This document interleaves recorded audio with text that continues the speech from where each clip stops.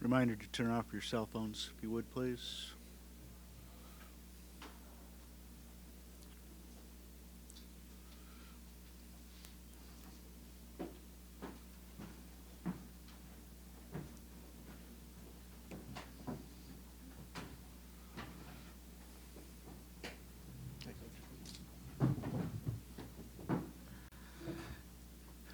All right, we're joined now by the Arizona State Sun Devils. They were 19-12 overall this season, 9-9 in the Pac-12. They're the number 8 seed in the Stockton Regional. This is their 15th appearance in the NCAA tournament.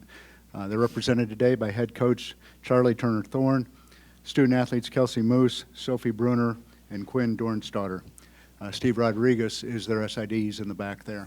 Again, we'll open up, we'll start with Coach making an opening statement, then we'll open up for questions for just the student athletes. We'll dismiss the student athletes and then take questions for Coach after that. So, Coach, the floor is yours.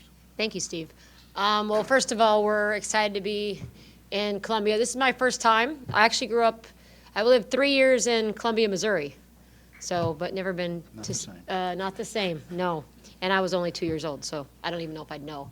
But anyway, really appreciate all the hospitality from the University of South Carolina and the NCAA tournament.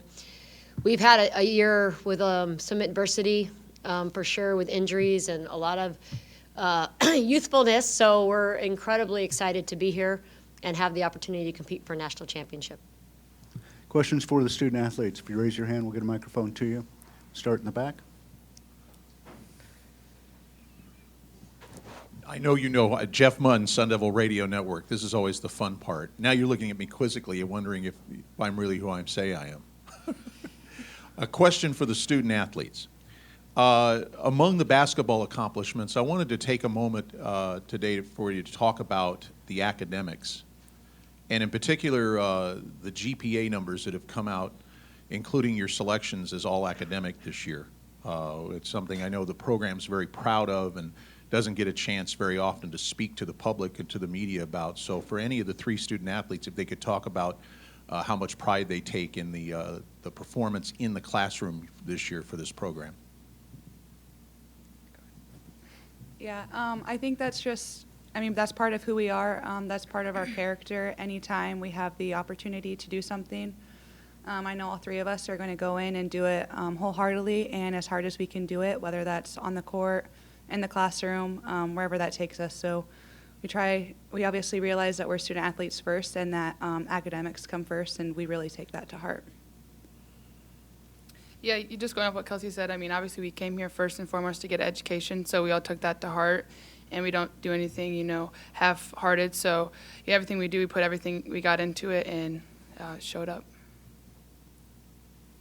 Yeah, at the end of the day, what we leave here with is our education, and I think that obviously everyone does a great job of recognizing how important it is. Other questions? Jeffrey?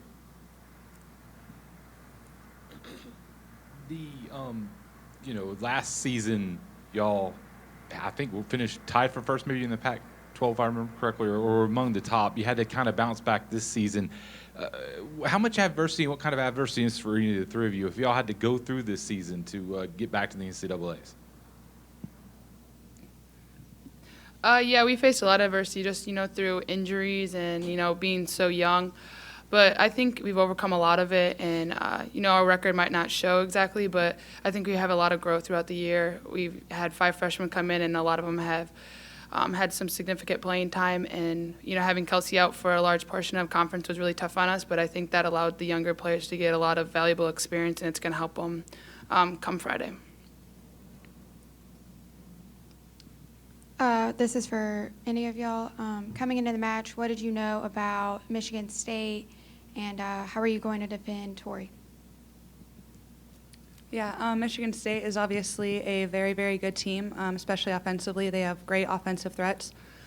So I think just the biggest thing is us just doing what our program does best, and that's our lockdown defense. We've really been focusing on that, trying to get our pressure going again and just playing the Sun Devil defense that we know we can play. Sophie, do you want to add to that? Yeah, just, going off that, just taking pride in our defense. we're not really a super high scoring team, so we really take pride in defending. And our number one key to this game is locking her down. She's a great player, and they're a very well coached team, especially on the offensive end. So I think just taking pride in our defense and making sure that whoever we're guarding, we do our job on them. Jeffrey? Any of the three of you, when you watch Tori on film, is there anything that you get from watching Kelsey Plum and playing against Kelsey Plum two games this year? Is there anything that you see in Tori that you can take from your games against Kelsey Plum? Yeah, I mean, absolutely. Obviously, we came from a very, very good conference, the Pac-12, and so we faced very, very good offensive players, whether it's with Kelsey Plum, Sydney Weiss. We faced very good one or two guards on other teams. So our team has seen a little glimpse of that playing against great offensive players. We know after those games that we can do a better job locking down their main threats, so that's what we've been working on. Let's go to the back of the room. Question for Sophie. Michigan State has scored 70 points or more 21 times this year. When you've watched them on the film, is there anybody in the Pac-12 they remind you of offensively? I mean, I don't know. I think they're kind of a mix of everyone. They're just, very good. They're very efficient. I'm not really sure exactly who I would compare them to, but I think they have a little bit of everyone on their team. Like Tori's kind of like Kelsey Plum. Their post can shoot like some of the posts in the Pac-12. They got good, guards who are slashers and good rebounders. So I think they have a good mix of everyone in the Pac-12, to be honest. And I think it's going to be a great challenge for us. But I think if we lock in and, do what we can do, I think we'll put ourselves in a good position. Any other questions for the student athletes? You guys can go. Thank you. Thanks.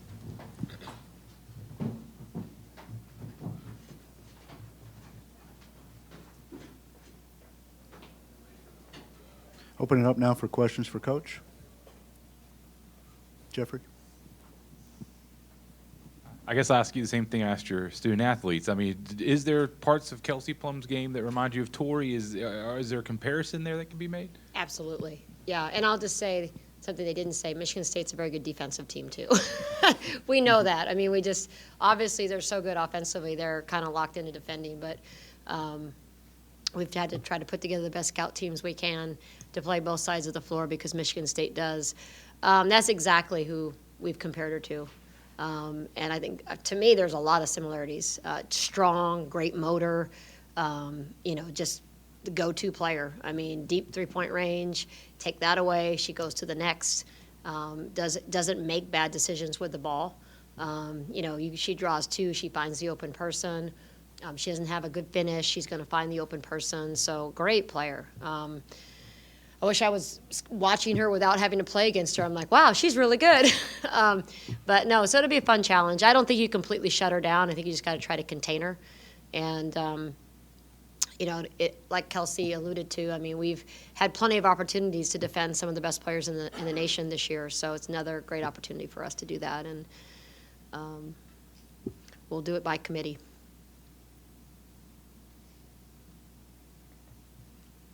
Other questions? Carson?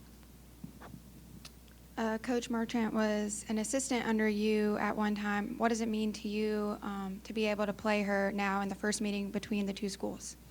Well, she was my assistant for a month with USA Basketball. So she was a head coach.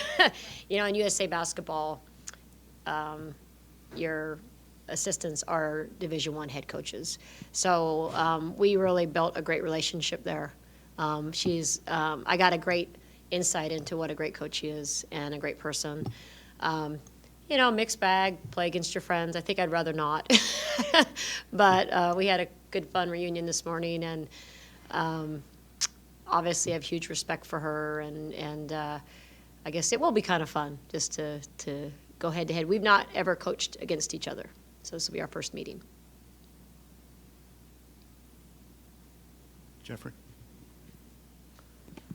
Coach, the players kind of touched a little bit on the adversity that you guys have faced this season. I mean, how proud of you that they were able to bounce back to the point where y'all are in the NCAA tournament? And can you talk just a little bit, I guess, about some of the things that y'all have had to deal with this season? Yeah, absolutely. Thank you, Jeff.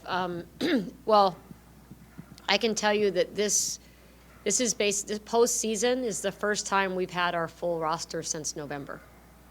So, we lost our starting point guard for a month in December. We lost Jamie Rudin for the entire conference Pac-12 season. And Jamie Rudin is, a lot of people don't know about her, but she's our best shooter. And then Kelsey Moose we lost for about 2/3 to 3/4 of the Pac-12 season. And Kelsey is our only veteran guard. We have no junior class. We had one senior guard, and that was Kelsey. And then the rest of them are all freshmen with one sophomore. So in terms of just continuity, getting better, in terms of experience, and yet, and we played the toughest schedule in the Pac-12. I think we had 12 games against top 25 opponents. 12 people. I mean, we had, it was like, oh, another top 10 team. Oh, another, so kind of a tough year for us to have that. I mean, we were really excited. The Pac-12 conference was unbelievable this year. We got 7 teams in. We had the number 1 RPI conference in the country for the second year in a row, and we were super excited for that. Obviously, I said at Pac-12 Media Day, it's going to be about who stays healthy. Had we stayed healthy, I think we would have been right there to win a second Pac-12 championship. Yes, we did win it last year, but we graduated all 3 starting guards. So there was some transition. We really needed Kelsey for that continuity and that experience and that toughness through our conference season that was so tough. So I am very proud, that we stayed with things and we found a way. We did get Kelsey back at the back end of Pac-12, which has helped us.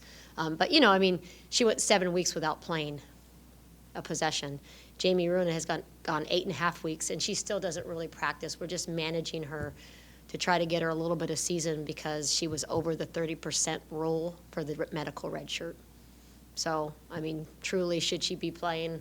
I mean, she's cleared, but we haven't progressed her in the way that you'd like to progress her. But hopefully she'll, maybe be able to go a little bit tomorrow. And her injury, specifically? Yes, thank you. Jamie Rudin had a Jones fracture in her foot. Freak thing, I mean, no contact, just planted wrong. And so she had surgery, and that was her 8.5 weeks. And then Kelsey ruptured her plantar fascia at the end of the second overtime of the Cal win. So in the first weekend of Pac-12. So, and then Kiara Russell had a little, gosh, that was so long ago. It's like it was a little tear in a meniscus. She didn't tear her meniscus, it was the muscle there. So it was good, she didn't have to have surgery, but she was out for 4 weeks, pretty much the whole month of December. So we actually beat Kentucky at Kentucky without her. So this team is definitely resilient, and hopefully we can play our best basketball down here in South Carolina. Any other questions for Coach? All right, if not, right, thank the you. locker room is still open for a few minutes.